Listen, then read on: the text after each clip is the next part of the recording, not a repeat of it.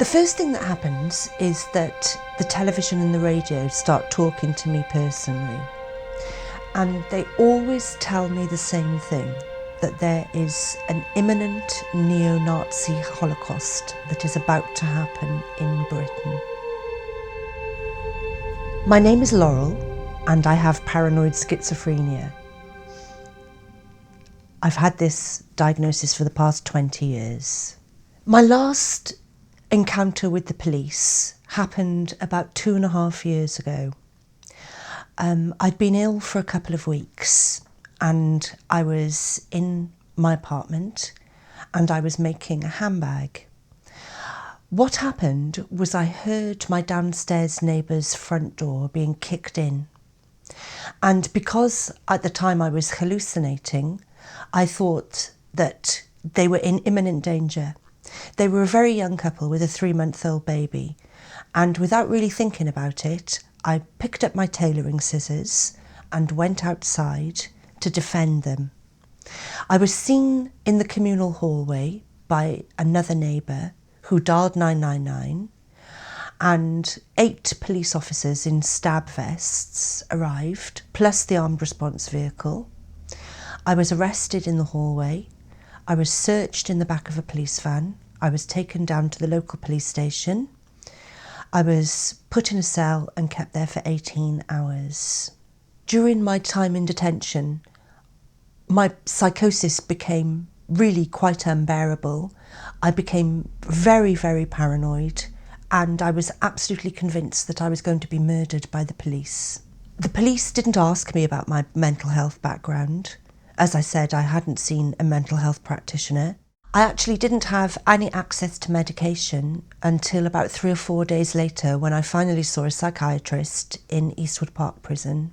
I feel that I shouldn't have been incarcerated in a police cell. I should have been in a proper place of safety where my mental health wasn't going to deteriorate considerably as a result of the detention. I have huge gaps in my memory of my court appearance. The next thing I was conscious of, really, was being in Eastwood Park Prison, where I was remanded for 3 weeks. If somebody is encountered by the police in the community, in a public place, and they have mental health issues, they have vulnerabilities, they're perhaps behaving in a way that's not understood, police are in a very tricky position because they have no information to access to inform them what might be going on for that person. So they have to make a quick decision as to what to do with that person. Essentially, the police have 2 options before street triage. If they detain someone under Section 136 of the Mental Health Act, they would need to take them to a place of safety. Now, currently there are 2 types of place of safety, and that would be a health-based place of safety or a police police place of safety, which essentially means a police custody. It is what it is. It's where people are detained safely. That can be probably quite a scary environment. It's not the best place for somebody who's mentally ill, and there are other places of safety which would be much better suited for somebody with a mental illness or symptoms of a mental illness.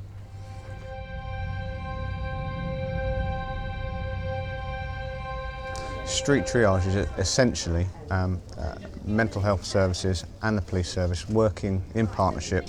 It's basically where we have an approved mental health practitioner, a qualified mental health professional within the control room to be able to give real-time advice to police officers out on the street.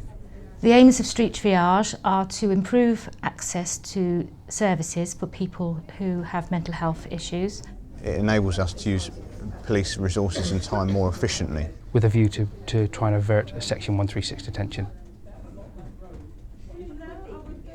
Devon as a policing area is huge. Because we have a large geographic area, the funding that we had available was never going to enable us to have a mental health professional with a police officer in every geographic area of Devon. When someone is in crisis, we usually become aware of that as a service via a phone call. If we're going to put an intervention in place, the best place will be in the control room when we first become aware of that. There's two parts of the service. There's the part of the service that can provide information and advice and support to the whole of police response officers in Devon. We have a mental health nurse that's in the control room. At the moment we operate Thursday, Friday, Saturday, Sunday evenings, 8 till 6.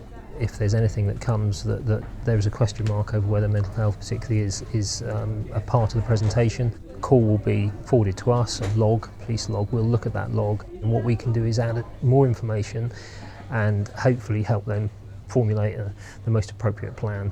If it's then necessary, we can put that nurse in direct contact with the officer out on the street. Mark I'm the Street Triage and Liaison worker. I'm looking this individual up now.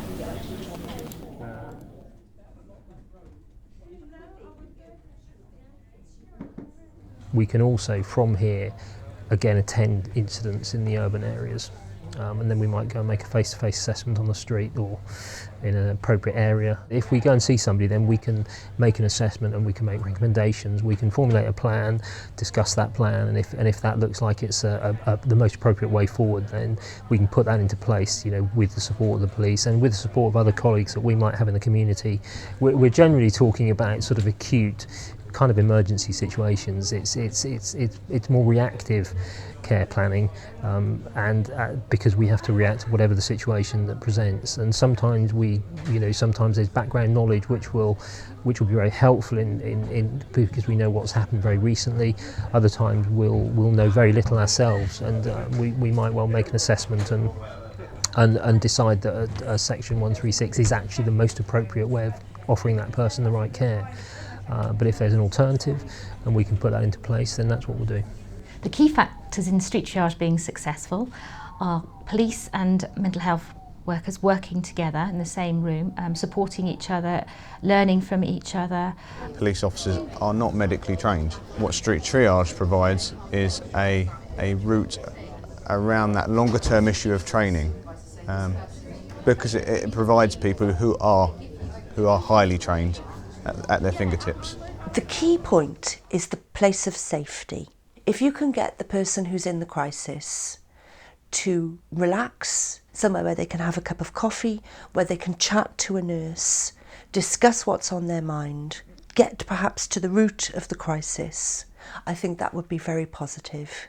We're able to share critical information to the benefit of the service users. It's a general filtering of knowledge, and that's got to be a great benefit.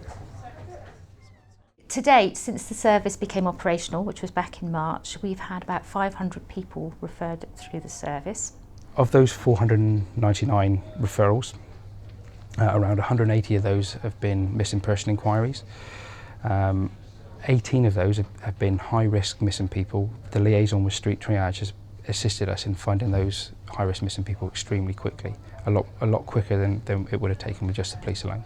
The number of Section 136 detentions carried out by officers in Devon and Plymouth during that period have reduced by 29%, whilst we've had Street Triage nurses in place in the control room able to offer that real-time advice, as opposed to the national average, which I think is 24%. I think the next steps are constantly reviewing our practices and constantly ensuring that those practices deliver the best possible service to the public. From our point of view within the control room, we'd like to increase the hours and the availability of the nurse to the officers on the street. It's publicising the service so that everybody knows about it. Word's getting out there now, and developing our service with other agencies. I know the ambulance service are interested in coming on board. As far as Street Triage goes, I'm working with 2 police forces. I'm evaluating the Street Triage system as it's being rolled out. I'm hoping that my input will allow strategic planners to recognise what's working within the service and perhaps what isn't working as well. I think Street Triage is a tremendous improvement on the previous system. If we've saved one life, it's been a successful pilot, and I'm confident we've saved numerous lives.